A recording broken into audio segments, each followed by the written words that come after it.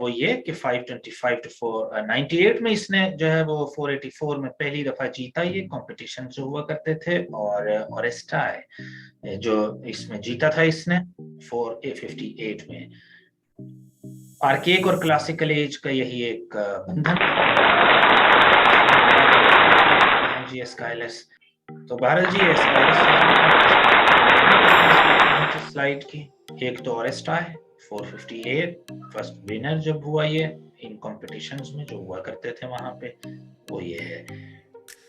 इसके प्लेज पर अगर आइए जी, वो जो अहम है उसमें थीव्स का जिक्र होगा जहां भी वो अहम है, लेकिन उससे भी अहम एक ड्रामा इसका मौजूद है, प्रोमेथियस बाउंड। ये दो याद रख लें जी, ये पढ़ते भी होंगे आप, जो पढ़ने वाले हैं स्टूडेंट्स मालूम भी होगा। समरी अगर देखनी है इनकी तो बहुत ही अच्छा है, क्योंकि इसका शाहकार जो है वो यही है। और दूसरा हमारा प्रोमेथियस, ठीक है जी, प्रोमेथियस बाउंड। प्रोमेथियस बाउंड से कुछ याद आता है रोमांटिक पोएट्स में, ठीक है जी। प्रोमेथियस अनबाउंड याद आ गया, जाहिर है ये प्रोमेथियस बाउंड है, तो शैले तो था ही नहीं बाउंड वाला बंदा, वो तो था ही रेवोल्यूशनरी, तो कहता था आजादी आजादी और आजादी, तो उसने अनबाउंड कर दिया इसी प्रोमेथियस को। अच्छा है बहरहाल ड्रामा, उसका टेक्स्ट भी अच्छा मजे का है, लेकिन जब तक इसको नहीं पढ़ते उसका भी समझ में नहीं आता कि वो शैली साहब लिखना क्या चाह रहे हैं। अच्छा जनाब, आगे चलते हैं जी अपनी बात पर, और लीजिए जी, ये दो आपने याद रख लिया, अगामेम्नन और प्रोमेथियस बाउंड। ले जी, इस नाम से आप वाकिफ हैं, इस नाम से बहुत ही अच्छे तरीके से वाकिफ हैं आप तमाम, और ये हैं जी हमारे सोफोक्लीज। ये सोफोक्लीज आ गए। सोफोक्लीज एन ओल्डर कंटेम्परेरी ऑफ यूरिपिडीज।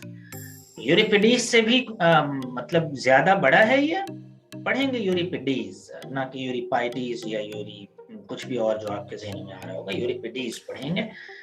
यूनानी भी ऐसे ही पढ़ते थे, इंग्लिश का तासुर आया लेकिन फिर भी इतना भी नहीं आया। तो सोफोक्लीस के बारे में खास तौर पे, तो सोफोक्लीस क्या जी, वॉर 90 पता नहीं है, कम आती है इसीलिए आपने देखा है, आती भी नहीं है पेपर्स में। 468 में पहला कंपटीशन इसने किया, ये याद रखेंगे, नई बात होगी। 468 इसी चल रहा है, ये बड़ा ऑब्वियस है, अंडरस्टूड है। 468 में when he won first prize and bet his great elder Aeschylus को शिकस्त देना, और वो भी सोफोक्लीस ने दे दी। एस्काइलस जैसे पहले से जो पैरागॉन है, he won 18 victories at the great Dionysia में 18 जीतें की थी सोफोक्लीस ने, and never placed lower than second, और दूसरे नंबर से तो नीचे कभी आया ही नहीं Sophocles.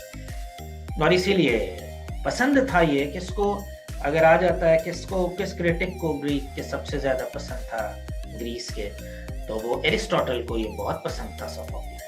Oedipus the king, because he wrote good plots about important people. Many people share Aristotle's point of view and consider Sophocles the greatest Greek playwright. We know a total 123 plays written by Sophocles, of which mere 7 survive. ये याद रखने वाली बात है जी, 133 pledge इसने लिखे थे, और जिसमें से अब जो हमें मिलते हैं वो इसके 7 ड्रामे मिलते हैं। 7 जो हमें प्लेज हैं जो बाकी हैं हमारे पास पहुंचे खुशकिस्मती से, वो ये हैं। जो आपने पढ़ के, खैर सोफोक्लीस का तो मैं रिस्क नहीं लूंगा आपको ये कहने का कि ये करें ये ना करें, क्योंकि इट्स वेरी सिग्निफिकेंट। ग्रीक के आर्ट एंड कल्चर में बहुत सिग्निफिकेंट डेवलपमेंट्स इसने की। एडिपस रेक्स आपके सामने लिखा है जी, एडिपस द किंग आ जाए, एडिपस रेक्स आ जाए, एक ही बात है। स्वोलन फुट का कहीं जिक्र आ जाए, यही मतलब निकलेगा। एडिपस एट कॉलोनस भी इसी, और एंटिगोन भी, एजैक्स भी, इलेक्ट्रा भी, ये सारी इतनी अहम है कि फ्रायड ने अपनी टर्म्स यहाँ से ले ली हैं। एडिपस कॉम्प्लेक्स आपको मालूम है, इलेक्ट्रा कॉम्प्लेक्स, ये इलेक्ट्रा लिखा हुआ है यहाँ पे, और फ्रायड ने भी यानी इस्तेफादा उठाया इन्हीं साहब से। ये इतने अहम हैं, अपने तय होना भी चाहिए था, क्योंकि इतने कभी दूसरे नंबर से एरिस्टोफेन्स के होते हुए ना आए तो बड़ा ये। यहाँ से ये 2 terms father of psychology Sigmund Freud ने उठाई थी यहीं से, एडिपस कॉम्प्लेक्स और इलेक्ट्रा कॉम्प्लेक्स। तो लड़के की अपनी माँ की तरफ रगबत होना पहले 6 सालों से, 3 से लेकर 6 साल की उम्र में, वो एडिपस कॉम्प्लेक्स कहलाता है। लड़की का अपने बाप की तरफ रग़बत होना इसी उम्र में 3 से 6 की उम्र में, जैसा कि फ्राइड समझता था कि ऐसा होता है अपोजिट सेक्स की तरफ वो रग़बत, क्योंकि ये सेक्स को फूड एंड स्लीप के साथ रखता है। सेगमेंट फ्राइड जो है कि फूड, स्लीप एंड सेक्स, ये 3 हमारी इंस्टिंक्ट्स में से हैं, ये पैदा होते ही वाज़े हो जाती हैं, और क्या नहीं है, फूड नहीं है या स्लीप नहीं है या सेक्स भी तो वाज़े हो जाता है, बल्कि अल्ट्रासाउंड में ही वाज़े हो जाता है लड़का है लड़की है। तो यानी कि ये 3 चीज़ें ये कहता था कि मतलब हमारी प्रीनेटल होती हैं, पहले से होती हैं, पैदाइश से पहले ही मौजूद होती हैं। जब हम दिल धड़कना शुरू करते हैं तो ये भी साथ ही शुरू हो जाती हैं। इस वजह से उसने इन टर्म्स को उठाया एडिपस रेक्स में, चूंकि ऐसा ही है, एक शादी है जो कि बेटे की माँ से है, इलेक्ट्रा में इसके उलट है, तो यहाँ से उसने इस्तेफादा उठाया। ये सब बातें अहम हैं, इनको आपने मिनो ये अपने महफूज कर लेना है यादाश्त में कि किस साइकोलॉजिस्ट ने सोफोक्लीस की टर्म्स उठाई थी, फायदा उठाया था उसके लिटरेचर से। तो इसके जनाब ये 2 सबसे अहम काम, एंटीगोन, एडिपस एट ये 4, ठीक हो गया जी, और ये 4 आपने खास तौर पर देख लेने हैं। कहानी एडिपस रेक्स की काफी है जो रीडिंग्स में, एडिपस रेक्स जब हम वर्क्स पे आएंगे तो हल्का हल्का छेड़ लेंगे, और रीडिंग में आप अपने पहले राउंड पर ही इसको जरूर रख लें। एडिपस रेक्स को रिवीजन ही करनी है, आपने पहले किया हुआ है ये सारा। यूरिपिडीज was the youngest of the 3 great tragedians, born in 480s। आते कम हैं ये, क्योंकि वाज़े तो है नहीं ये, तो कैसे लिखे हैं, बस अंदाजा ही है। Euripides first competed in Great Dionysia in 455. He competed 21 more times, but won only 4 times. मुकाबले तो दिल ना तमा ने खूब किए, लेकिन इतने सारे मुकाबलों में ये सिर्फ 21 टाइम्स में से 4 बार बेचारा जीत पाया। Competed 21 more times, but won only 4 times, including with the tetralogy है जी, ये पहली बार आई है जिसमें बेकी और इफेजेनाई है। ठीक है जी, बेकी सही तो बेकी ही है, 2 प्रोनाउंसिएशंस आपको मिल जाएंगे, कहीं से भी ढूंढेंगे, एक बेकाए और बेकी। बेकी ज्यादा अच्छा है अगर यूनानी टर्म्स में देखा जाए, जिस तरह वो बोलते थे इस तरह के लफ्जों को। एक पता नहीं क्यों नहीं पसंद था यूनानियों को, ये पसंद नहीं था, यानी कम ही उनके तलफ्फुज में आता था। इफिजेनाई है जी नेक्स्ट उसका, इफिजेनाई एट ऑलेस 2 हैं, खाली इफिजेनाई भी खैर लिखी थी इसने। Produced after his death in 406। इसका ऐसा लिटरेचर जो किसी की डेथ के बाद लिखा जाए उसे पोस्टह्यूमस कहते हैं। पोस्ट POST आपको पता है, और आगे पोस्ट का मतलब ही बाद है, और HUMOUS पोस्टह्यूमस। तो पोस्टह्यूमस लिटरेचर में बेकी और इफिजेनिया, ये दोनों आपने नाम याद रख लेने हैं, दोनों के नाम याद रखने हैं जरूरी तौर पर। Most of what has come down to us as Euripides' biographies pieced together from jokes made about him in comedies, and thus is not particularly reliable. लो जी, बात खत्म हो गई, से टुकड़े लेके जोड़ लिए हमने। He seems not to have taken part in public life. अच्छा, ये याद रखेंगे, ये अहम बात इसके बारे में, यूरिपिडीज के बारे में। आगे पब्लिक लाइफ में कोई ज्यादा इंटरेस्टेड नहीं था, ये इतना दिलचस्पी नहीं रखता था। आगे एक बड़ा प्यारा लफ्ज आ रहा है इसके लिए जो आप याद रख लेंगे लाइफ टाइम के लिए, जैसे मैजिक और रिलीजियस आपने याद रख लिया कल का लफ्ज। Anthers is not particularly reliable, इसकी तो बायोग्राफी छोड़ दें, बिल्कुल ही छोड़ दें, कुछ नहीं आएगा उसमें से, believe me. He seems not to have taken part in public life में, हाँ ये नहीं था, डिटैच्ड था सोसाइटी से। He may have had a bad marriage, कुछ वजूहात होती ही हैं। और अब ये पता नहीं है कि ये चिड़चिड़ा था, एलियन रहना पसंद करता था, एलियनेटेड रहना पसंद करता था, मतलब अलूफ रहना पसंद करता था, इस वजह से शादी नाकाम हुई, या शादी नाकाम हो गई तो अलूफ हो गया, क्योंकि था तो ये औरत बेजार तयशुदा बात है। अगरचे इसकी हीरोइंस बड़ी जानदार है, वो मतलब प्रोटैगनिस्ट है मुकम्मल तौर पर, लेकिन पता नहीं क्या वजह है, दिली तौर पर यानी ये औरतों के खिलाफ था, लेकिन ज़हनी तौर पर जिससे ये ड्रामे लिखता था उस तरह ये उनकी तरफ ही था। Was a tragic poet, तो इस वजह से ट्रेजिक होना ही है फिर तो। He may have had a bad marriage and one of his sons or nephew was tragic poet भी था, एक बच्चा इसका या नेफ्यू था, पता नहीं है, जैसे मैंने कहा बायोग्राफी इसकी वाज़े नहीं है। There is also some evidence that he may have been an intellectual recluse, ये मैं आपको लफ्ज़ जो था वो देना चाह रहा था, इनफैक्ट ये अच्छा लफ्ज़ है, इसको रख लें, ये है इंटेलेक्चुअल recluse। रिलीजियस recluse है जिसमें मोहम्मद रहा करते थे, सल्लल्लाहु अलैहि वसल्लम। अदबी आदमी जिनमें से बेतहाशा, बल्कि जितने भी हैं, इन्हें 2-3-4 घंटे इंटेलेक्चुअल रिक्लूज के चाहिए। आप में से भी जो पढ़ने वाले लोग हैं, वर्जीनिया वुल्फ टाइप के लोग हैं, जो जिन्हें अपना कमरा भी चाहिए, कुछ पैसे भी चाहिए, और यही आइडियल है। क्योंकि औरत की शादी को यूनानी बहुत पसंद तो करते नहीं थे, औरतों ही को नहीं करते थे, तो उनकी शादी क्या, वो तो जबरदस्ती थोपी जाती थी, आज़ादी तो थी नहीं इनको खुद शादी करने की। मेल पैटर्न करते थे इनकी शादी, गार्डियंस करते थे। वैसे हम मिलते जुलते ही हैं यूनानियों से, जो 2,500 साल पहले के हैं, सॉरी टू से। अच्छा जनाब, इंटेलेक्चुअल रिक्लूज, हर इंटेलेक्चुअल को कुछ रिक्लूज चाहिए। ये जरा ज्यादा ही अलूफ हो गया था, इंटेलेक्चुअल अलूफनेस में चला गया था। लाइब्रेरी इसके पास थी जी, बहुत बड़ी लाइब्रेरी, बहुत सारा ज़ख़ीम, किताबें पढ़ना और ये सब, ये अलूफनेस ही चाहिए ना इस सब के लिए, तो फिर तो वो इसके पास थी, ये सब सहूलतें मौजूद थी। और अगर लड़की के पास भी ये सहूलतें मौजूद हैं तो और क्या चाहिए। ये आपने देख लिया चाहिए यूरिपिडीज को, और जो कुछ भी इसकी तमाम तर चीज़ें थी, होपफुली जी वो वाज़ेह हैं आपके लिए इस स्लाइड में, और कुछ देखने को नहीं है। और ये राइटर्स पे हम तकरीबन अपने आखिर तक पहुंच रहे हैं। ये इसके कुछ काम हैं जी यूरिपिडीज के, क्योंकि एक लंबी लिस्ट है इसके कामों की, लेकिन उसमें से भी देखें जो मैंने अभी बताए थे आपको, इफिजेनिया है, ये देखें जी, बेकी है, हेलन है, कहीं आपको नजर आते हैं, ये मैं हाईलाइट आपको कर देता हूँ, बस यही याद रख लेंगे तो काफी हो जाएगा। अच्छा जनाब, नेक्स्ट आप इलेक्ट्रा देखें, ये भी लिख रहा है इलेक्ट्रा। ट्रोजन विमेन है, इतना कोई अहम नहीं है, जहाँ भी ये इफिजेनिया आएगा वो अहम हो जाएगा। साथ साथ भी कुछ तो ऐसे भी होंगे कि याद ही करते होंगे साथ साथ ही। ऑरेस्टस कहीं कहीं लिखा मिलेगा, ज्यादा नहीं, बस बहुत है ये पांच आप इसके काम कर लें, देख लें, इनको याद रख लें। यानी सवाल आएगा कि इफिजेनिया वाज रिटन बाय, इसका इसी ने लिखा है सिर्फ ये, तो आप इसका नाम पे टिक कर देंगे यूरिपिडीज के नाम पे। वो जी इसके माइनर वर्क्स उस एज के लिख रहे हैं जी, वो क्या क्या हैं जो रिप्रेजेंटेटिव वर्क्स हैं, लेकिन उतने अहम नहीं हैं जितने हमने जिक्र किया। उसमें रिप्रेजेंटेटिव वर्क्स की हेडिंग दें अपने नोट्स में, और ये मैं भूल ना जाऊं किसी को भी, तो आप मुझे याद दिलवाइएगा कि ये सर आपसे रह गया। तो कुछ भी आपको लगे कि ये मुझे याद था अहम एक प्ले और वो रह गया। सबसे पहले जो एंटीगोन है, अब हम जनरल बता रहा हूँ, वो जो पढ़ चुके, जो नहीं पढ़ चुके, जो पढ़ चुके, जो इस स्लाइड्स में कर चुके वो नहीं लिख रहा, मैं वो लिख रहा हूँ सिर्फ जो हमने अभी तक नहीं देखे। जो पढ़ चुके ना, ये क्यों मैंने लिख दिया, मैं वो लिख रहा हूँ जो हमने नहीं पढ़े। क्लियर है ना, बड़ा कर देता हूँ आपके लिए, मुश्किल है ना। बेकी भी हम पढ़ चुके, वो है एक इसका, एक बर्ड्स है, बर्ड्स, ठीक है जी। और फ्रॉग्स के साथ साथ जो बर्ड्स है ये भी बहुत, एरिस्टोफेन्स है राइटर। उसके बाद आ जाए जी,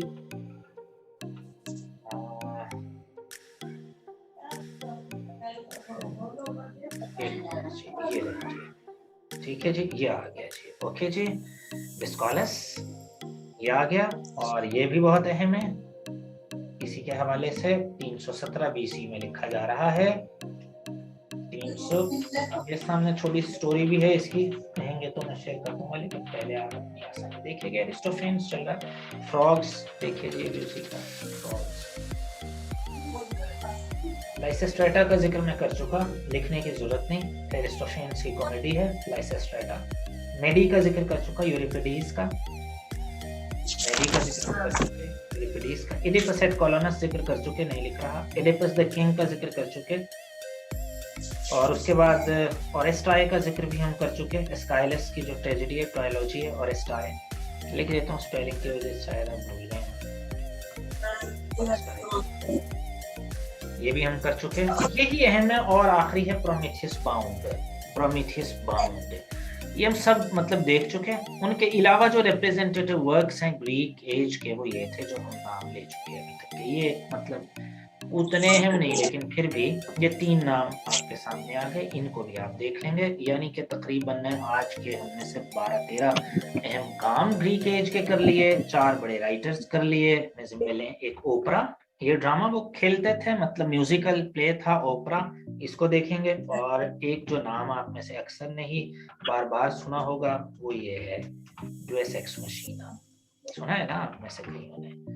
ये ग्रीक एज के जो भी चीजें थी, आज हम चाह रहा हूं मैं जो याद आ रही हैं उनको हम करते रहे। ओपरा और ड्यूस एक्स मशीना। ओपरा म्यूजिकल प्ले है छोटा सा, इसको देख लेंगे, बहुत अहम नहीं है, ये भी याद रखें। लेकिन ओपरा आ जाए कि किस एज से शुरू हुआ, ग्रीक एज से शुरू हुआ था। Deus ex machina का लिटरल मीनिंग क्या है जी? God from the machine, god from the machine. यानी इतनी अक्ल इनमें थी कि गॉड डायरेक्ट नहीं आते, गॉड जो है वो किसी मशीन के जरिए या किसी भी सुपरनेचुरल एजेंसी के जरिए नजर आते हैं।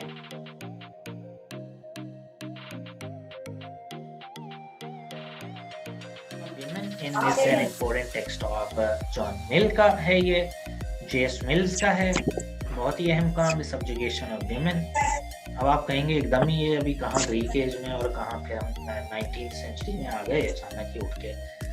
तो ऐसी स्विचिंग करनी पड़ेगी पेपर में भी आपको। पेपर का टाइम देख लें आपको कितना थोड़ा होता है और उसमें 100 आइटम्स, तो स्विचिंग तो है, हर आइटम पर स्विच होंगे। ये तो फिर स्लाइड टू स्लाइड शिफ्टिंग है, इसलिए अभी से जरा माइंडसेट ऐसा ही बना लें। सब्जेक्शन में इसे ऐसे फिलोसोफर है, पॉलिटिकल इकोनॉमिस्ट है। अगर आ जाए कि कौन था जेएस मिल्स, कौन था जेएस मिल्स आ जाए, पूरा नाम अगर आ जाए पेपर में, तो John Stuart Mill argues in favour of legal and social equality. आ जाए ये प्ले किस बारे में है, तो आप लिखेंगे जी सोशल इक्वालिटी के बारे में है, लीगल इक्वालिटी के बारे में है। ही rights there is the legal subordination जो है of one sex to other is wrong in itself and now one of the chief hindrances to human improvements है। इंसानी तरक्की में सबसे बड़ी जो आड़ है, जो बड़ी रुकावट है, वो ये है कि हम एक दूसरे के लिए हैं, मर्द और औरत। हालांकि कहीं भी नहीं है ऐसा कि एक दूसरे के लिए हैं। आप समझते हैं तो समझते रहें, लिटरेचर तो इसको नहीं मानता। Which of the following poems by Tennyson is monodrama? कौन सी है? यूलिसीज भी मोनोड्रामा नहीं है, ब्रेक भी मोनोड्रामा नहीं है, मोनोलॉग जरूर है, क्रॉसिंग द बार भी नहीं है, मॉड है। तो मॉड के बारे में अहम है, चूंकि ये तो जैसे पहले बात हुई थी, राउंड अबाउट्स बहुत अहम होते हैं, जो कुछ आ चुका उनके इर्द गिर्द की चीजें याद रखना जरूरी होती हैं। पोइम है एल्फ्रेड टेनिसन की, पूरा नाम भी आपको याद रखना है। बाज़ औक़ात आया हुआ है कि पूरा नाम क्या था जी टेनिसन का, आपने तो लॉर्ड टेनिसन ही सिर्फ पढ़ा होता है। तो एल्फ्रेड टेनिसन पूरा कंपोज्ड इन 1854, ये याद रखना है। मॉड वाज कंपोज्ड इन 1854, ठीक है जी। और 1855 में अदर पोइम्स में शायरी भी हो गई थी। इसका मजमूआ है पूरा शायरी का दी 54, कंपोज्ड इन 1854, पब्लिश्ड इन 1855। ये याद रखनी है आपने चीजें। तो जैसे पहले बात होती है ना कि जो राउंड अबाउट्स होते हैं, ऑब्जेक्टिव को रट लेना काफी नहीं है। जो पहले पेपर्स आ चुके हैं उनके करने का फायदा तब है मिस नबीला कि जब आप उनके राउंड अबाउट्स को याद रखें, क्योंकि पेपर में जो कुछ आ चुका वो फिर नहीं आता, लेकिन उसके राउंड अबाउट्स बहुत हैं। तो वो आपने देख लिया जी। 1855 फाइनेंशियल रुइन के बारे में है। Lonely and miserable he falls in love with Mort के साथ, विद डॉटर है वेल्थी नेबर की, who led his father into bankruptcy. ठीक है जी, डॉटर है, उससे मोहब्बत में आ गया। डॉटर किसकी है? एक बैंकरप्ट है, बैंकर है उसके, और उसके पड़ोस में रहती है, और उसी में तबाह बर्बाद भी हो गया। ये इसका थीम आ गया। ये अहम है, ये नज़्में अहम है, ये आपकी रीडिंग का हिस्सा बननी ही चाहिए। The line she dwells with beauty, beauty that must die. वो खूबसूरती के साथ रहती है, लेकिन खूबसूरती वो जिसे मर ही जाना है, और सभी ने खैर मर ही जाना है। कितने दिलकश हो तुम, कितना दिलजू हूँ मैं, क्या सितम है कि हम लोग मर जाएंगे। तो कितनी भी दिलकश हो कोई, मर ही जाना है आखिर। तो खूबसूरती भी बड़ा है, पर्सोनिफाई कर रहा है कीट्स। ये कीट्स का बड़ा साने। अच्छा, इसको मौत का इतना दुख नहीं था जितना इसे ये दुख था कि खूबसूरती खत्म हो जाती है। खैर, ये जो जनाब कह रहे जी किस में है ये, तो ओड टू मेलानकली में है ये। ओड टू मेलानकली इसके ग्रेट ओड्स में भी शामिल है। ओड टू मेलानकली बड़ा ही फिलोसॉफिकल है, खैर पढ़ाना पड़ेगा, बगैर पढ़ाए समझ नहीं आएगा अगर आपने पहले नहीं पढ़ा तो जब कीट्स का जिक्र करें तो इसकी इंपॉर्टेंट लाइंस भी देखें, क्योंकि इंपॉर्टेंट लाइंस भी तो आती हैं पेपर में कि this line is taken from. ये तो हमने देखा था कि हमारा प्रोलॉग था, और जो कोरस का इंट्रोडक्शन था वो पैराडाइज से होता था। नंबर 3 पर आइए। इन Greek play what is a scene where actors speak and act their part called जनाब एक्सोडस है, पैराडाइज है नहीं, एपिसोड आ गया, सी आ गया इसमें, एपिसोड।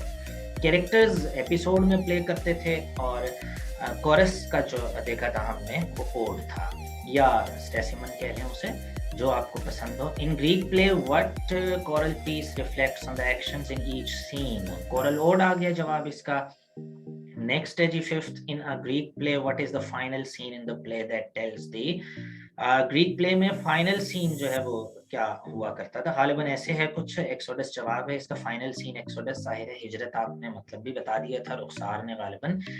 सिक्स्थ जी, the paths where the chorus made their entrances and exits, वो जो कोरस आता था स्टेज पर प्ले करने फिर जाता था, जाहिर है नए एक्टर्स आते थे प्ले करते थे फिर एक्टर्स जाते थे, इन तमाम का जो एंट्रेंस एग्जिट पॉइंट होता था उसे पैराडोस कहते थे जी। ठीक है जी। और कुछ में आपको ये पॉइंट जहाँ ये तैयार होते थे स्कैन भी मिलेगा, जहाँ ये तैयारी करते थे अक्सर, मतलब पीछे होते थे, और बिल्डिंग, वो बिल्डिंग का हिस्सा जहाँ एंट्रेंस वगैरह होती थी स्टेज पर उसे स्कैन कहते थे। गालिबन होगा नीचे कहीं आइटम ये वाला, यहाँ नहीं है बहरहाल, ये ऑप्शन पैराडोस भी आ गया। सातवां, the place where the audience would sit, ठीक है जी, जहाँ ऑडियंस बैठा करती थी उसको क्या कहा करते थे, जाहिर है थिएट्रॉन, उनके लिए ही बनाया जाता था, और मेन वर्ड भी वहीं से आया कि ऑडियंस के बैठने की जगह थिएटर, यानी थिएट्रॉन, पुराने लफ्जों में थिएट्रॉन कहेंगे हम उसे, जहाँ ऑडियंस बैठते। Circular space where the chorus would dance and sing, जहाँ ये डांस करता था सिंग करता था वो ऑर्केस्ट्रा है, ठीक है जी, वो ऑर्केस्ट्रा, जहाँ ये सिंग, जहाँ भी सॉन्ग और डांस आ जाए वहाँ ऑर्केस्ट्रा आएगा ऑब्वियसली।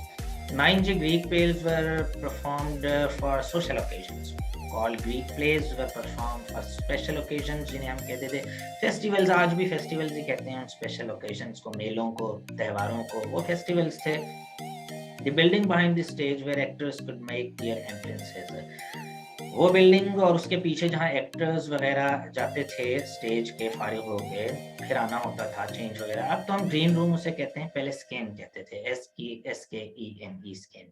होपफुली जी यहाँ तक आइटम्स थे आपके।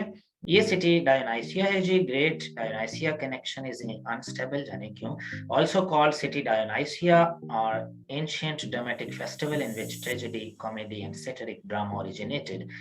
इसको याद रखना है, सबसे अहम नाम जहां से ड्रामा का आगाज हुआ वो ये सिटी डायोनाइसिया है, या इसे ग्रेट डायोनाइसिया भी ग्रीस, आज तक भी ग्रीक्स कहते हैं इसे, और वो सिटी डायोनाइसिया नहीं बल्कि ग्रेट डायोनाइसिया कहेंगे, क्योंकि आर्ट एंड कल्चर का जो अगर अदबी लफ्ज़ों में बात की जाए तो महवर मरकज या मक्का था ये हमारे आर्ट एंड कल्चर का, जहाँ से इंग्लिश लिटरेचर भी आया, और ये सोर्स था, ये एक धारा था, ये एक फवारा था जहाँ से ग्रीक लिटरेचर और फिर उससे आगे जो लिटरेचर हम इंग्लिश पढ़ रहे हैं उसकी बेस हम देख रहे हैं, तो वो ये डायोनाइसिया ही था। कॉमेडी सब कुछ यहीं से निकला था जी, ओरिजिनेट यहीं से हुए थे, जितने 3 बड़े जॉनर्स थे, ट्रेजेडी, कॉमेडी और सैटिरिक प्लेस, यहीं से निकले थे। तो द गॉड ऑफ वाइन था जो कि डायोनाइसस, जो गॉड ऑफ वाइन भी था, और God of art and culture भी इसीलिए था क्योंकि वाइन, क्योंकि पता नहीं आज तक भी शायरों में बहुत मकबूल है वाइन, वाइन जो वाइन से बने यानी कि अंगूर से बने खास तौर पे, बाकी भी औरों से शहरी गन्ने के रस से बना ली, शैंपेन बना ली, विस्की बना ली, और बहुत सारी काइंड्स हैं, तो वो तमाम मुख्तलिफ तरीकों से बनाई जाती हैं। Tragedy of some form probably chiefly chanting और कोरल लिरिक्स वगैरह में गाई जाती थी। डेट आपने देख ली 472 की है, स्काइलस की 472 की। अर्लीस्ट ट्रेजेडी जो हमें आज मिलती है स्काइलस की वर्साइल, वो 472 की है। इस स्लाइड को लिख लें जी, मैं नेक्स्ट टू नेक्स्ट स्लाइड आपके सामने रख के जाऊंगा, वो आपने पढ़ लेनी है, मैं आपके सामने फिर 2 मिनट बाद आता हूँ। ओके जी, यहाँ तक। और नेक्स्ट देखिए,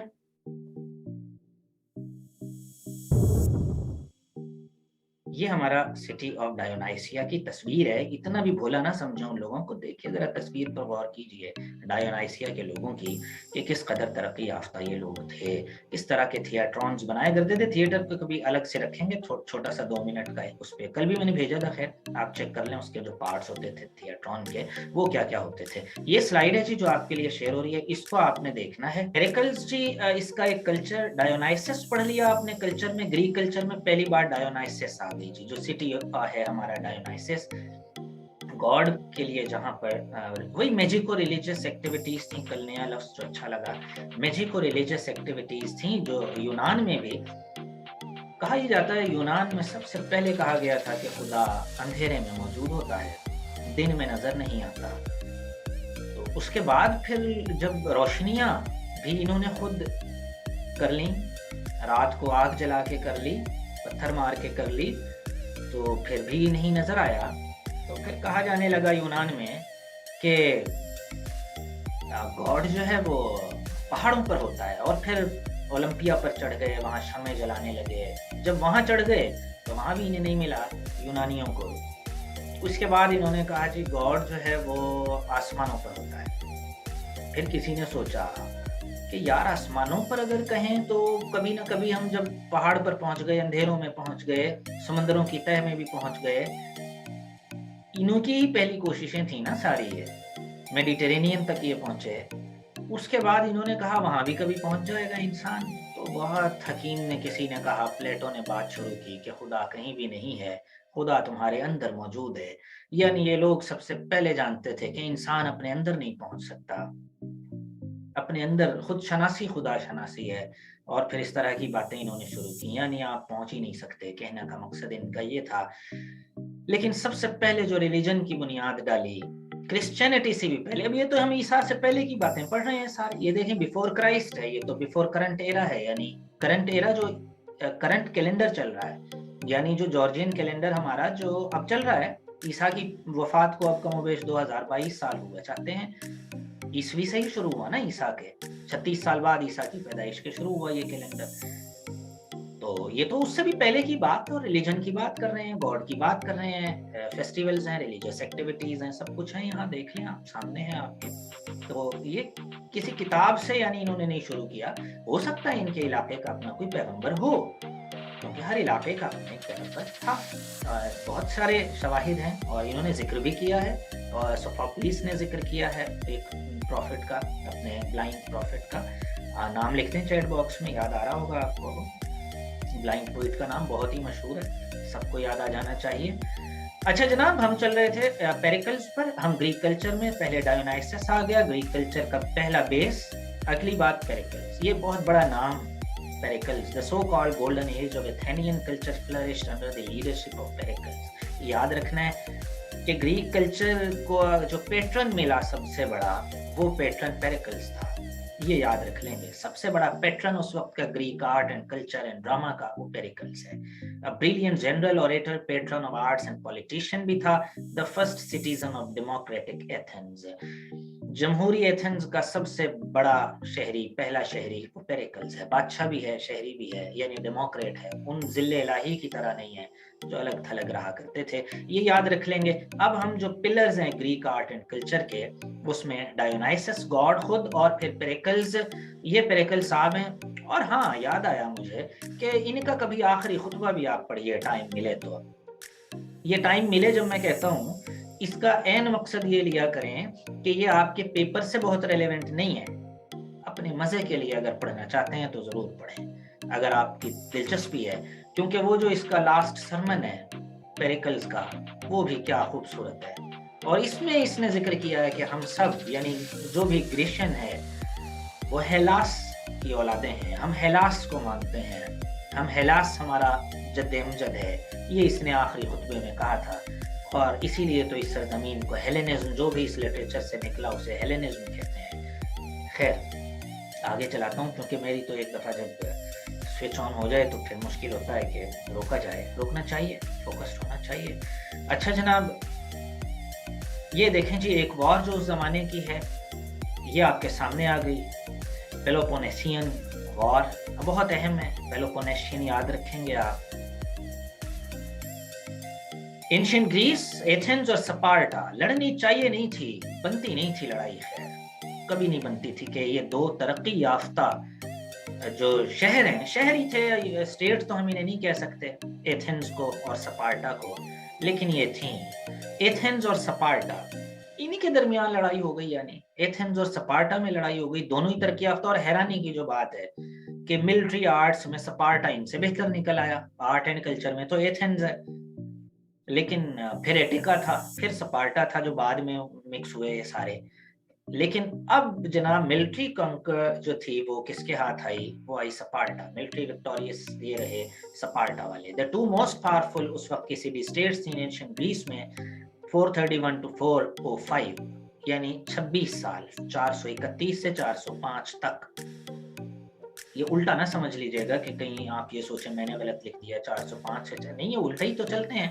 बीसी जो है, बिफोर क्राइस्ट जो एरा है, जहां तक से हमें मालूम था 3500 बीसी से, तो हम फिर उल्टा चलने लगे हैं रिकॉर्डेड हिस्ट्री में, उससे उल्टा चल के, यानी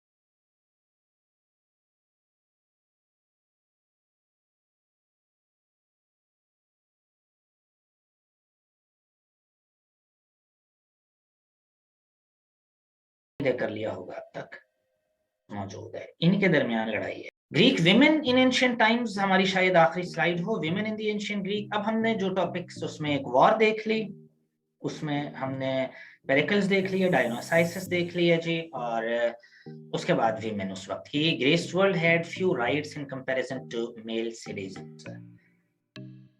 इस सेंटेंस का क्या मतलब बनेगा? आप सब इंग्लिश के लोग हैं। Women in the ancient Greek had few rights in comparison to male citizens. Male citizens के मुकाबले में औरतों के हुकूक थोड़े थे। ये जो आप में से अक्सर सोच रहे हैं, नहीं ये मतलब नहीं है, इसका मतलब है नहीं ही थे, खाली फ्यू है, आ फ्यू नहीं है, इसका मतलब है नहीं थे इनके राइट्स, औरतों के हुकूक नहीं थे। पेट्रियार्कल सोसाइटी थी, आगे हम और भी देखेंगे। अनेबल टू वोट, ये याद रखना है, क्या औरतें मतलब एलिजिबल थी फॉर वोटिंग और नॉट? तो आपने कहना है नॉट। इनहेरिटेंस के no, own land no, women's place was at home and purpose and life was क्या था? रियरिंग ऑफ चिल्ड्रन, एक ही मकसद था। वैसे बड़े सगीर में तो अब भी यहाँ क्यों नहीं जाएंगे, तो औरत का काम सिर्फ रियरिंग ऑफ चिल्ड्रन था, इनका ब्रॉटअप था सिर्फ कि बच्चों की परवरिश करें औरतें और कुछ ना करें, बस यही मतलब था। We don't know the Spartan women were treated somewhat differently than in other states. हमें नहीं मालूम स्पार्टा में कैसे ट्रीट किया, ऐसे ही किया जाता होगा जाहिर है, जैसे एथेंस में, जैसे ये ग्रीक विमेन आ गई। कुछ जो इमेजेस दस्तयाब हुए, ऐसे नहीं कीट्स पढ़ता था, कोई वजह थी, आखिर वजह तो नजर आ रही है साफ। The first in beauty must be first in rank, ऐसे ही कहता था ना कीट्स, जो खूबसूरती में अव्वल नंबर है उसे रैंक में भी पहले नंबर पर होना ही चाहिए। जिससे पूछो तेरे बारे में यही कहता है, खूबसूरत है, वफादार नहीं हो सकता।